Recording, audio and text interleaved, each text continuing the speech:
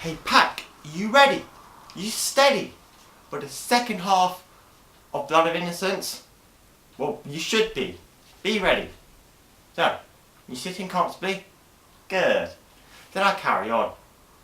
It's a book. She put her fingers around the edges and started to feel all along the bumps and ridges. Darkness. A gripping story. Full of suspense and terror. When I finished it, I went straight back to the start. The daily system. Gravity flipped to the back and started reading the blurb.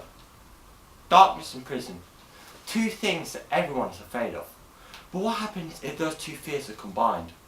In this thrilling novel, discover what it's like to experience your worst fears and try to discover the bigger mystery that's going on. Shadow, this must have cost a fortune. How could you possibly afford it? Shadow stayed silent. Even though Gravity couldn't see him, she knew that he was tapping his nose. Happy 13th birthday, Gravity. Mitch raised the bottle to his lips once again and let the liquid trickle down his chin. He had not taken long to being laid off, and started drinking heavily. Out of nowhere he heard a doorbell ring, which dragged him out of his drunken fantasy. He forced himself off the sofa and staggered over to the door, which Sarah was standing behind. "What are you doing here?" Milton sent me." "What's that son of a bitch want now?" "He wanted me to talk to you. He said he'll reassign you to the hospital bombing, but we should focus all our efforts on the murder case. And he wants you back on the job." "It's too late now. I mean, the psych said I'm unfit for duty. I'm supposed to take a month's rest." "Yeah, Milton already knows that. He's overturned the decision. He wants you back. Besides, he's not getting on your SC-07 equivalent. Plus, the hostel bombing has just turned into a cold case." "When do I start?"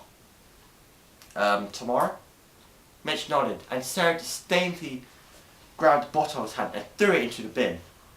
"Sarah, I'm not my best, but if I tidy up, do you want to go to me with dinner tomorrow night?" Sarah smiled. "Yeah, I'd like that." "Well, you can get me on the radio. I'd best be going back to the office now." "I'll see you tonight." "Huh. If a guy can ask out a girl, her saying yes, while he's all drunk.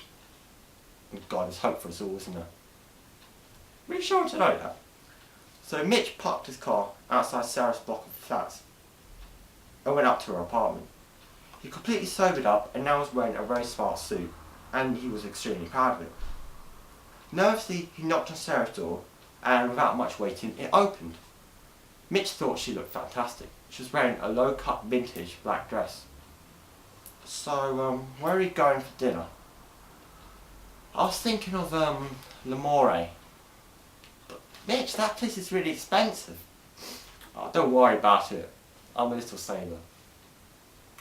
So Mitch and Sarah were sat next to the window in L'Amore with a Virgin Cuba Libre each. "I'm not letting you drink wine," as she put it. They'd ordered the saumon tartare and the mulet mariniere. God, I butchered that, didn't I? For starters. "Why did you invite me here, Mitch?"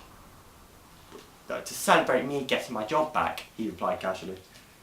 "Oh, you're such a bad liar. You're sweet, but can't let anything happen between us. I mean, Milton would go crazy." Bugger Milton. Mitch leant in and started passionately kissing Sarah. She leant back, a little surprised, but then leant in, enjoying it. But she suddenly turned away. "Oh, I'm sorry, it just seems a bit too public to do all that." "What? Oh, come on, Sarah, this restaurant started in Paris, the city of love." "Yeah, but, I mean, what? It's still too public." "Well, if you want, we can go back to my apartment after dinner." Mitch nodded. "Yeah, I'd like that." The waiter set their meals down. Bon appetit. "Good morning, Gravity. Today, we're going to see an old friend of mine. Do you remember Cameron?" Gravity shook her head. "He was my old school friend, but he's managed to get us a good job, and he's always bailed us out." "Oh, God, I still don't remember him." "It's weird. Why don't you remember him? When we were begging back home, he let us stay in his house for a few nights. He's helped to look after us while we've been in London. I still can't remember. Oh, he's got a really smooth, soft voice. Shadow knew that Gravity was quite sensitive to different voices, and once she heard Shadow describing him, she instantly remembered him.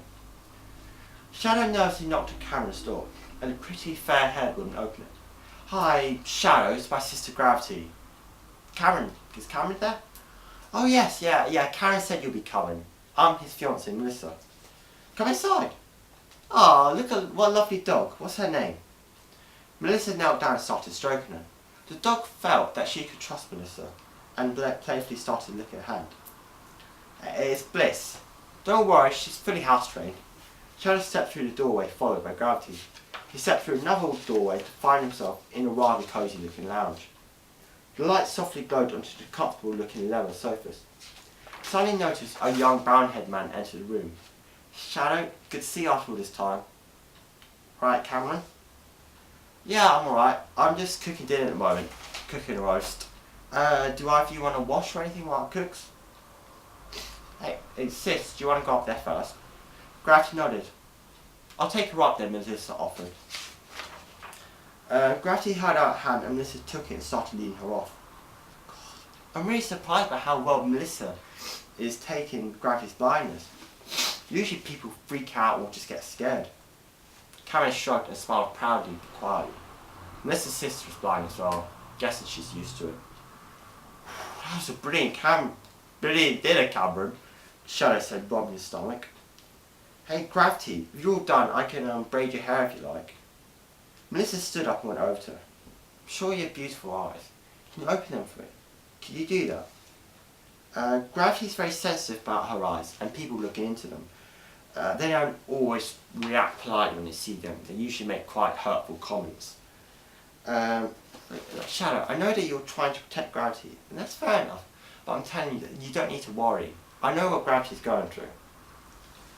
Shadow sighed and turned to her sister. Up to you. Gravity nervously smiled and hesitantly opened her eyes. Melissa smiled back and turned into them, but she jumped back and started screaming.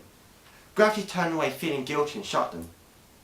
Karen quickly came into the room and went over to comfort Melissa. I think you guys should go. There's some bags by the front door with everything you need. Shadow nodded and walked out. He picked up the bags and opened the door. He gave us £200 and some fresh clothes. Karen smiled quietly. Let's just hope nobody's taken our spot, Shadow joked. Shadow and Gravity were in their usual spot eating sandwiches. They talked about it and decided the money would last longer if they didn't blow it all on a big restaurant meal. Gravity viciously bit into her sandwich. Is everything okay, sis? Shadow asked. I'm so gonna kill her. There's no need to react like that. Don't do that, okay? She was just shocked. It was an accident. She didn't mean to do it. Just forget about it. No, I'm going to kill her. Gravity stood up and stormed off. Yeah. So, hope you guys enjoyed that. Hope you loyal 8 subscribers enjoyed that. So yeah, pack all from me today. Love your faces. As always, James Hutton copyright. See you guys in the next video. And anything else to say? God, I don't remember what my outro is. Right. So anyway, as me old dad used to say, do I know you? Do I know you?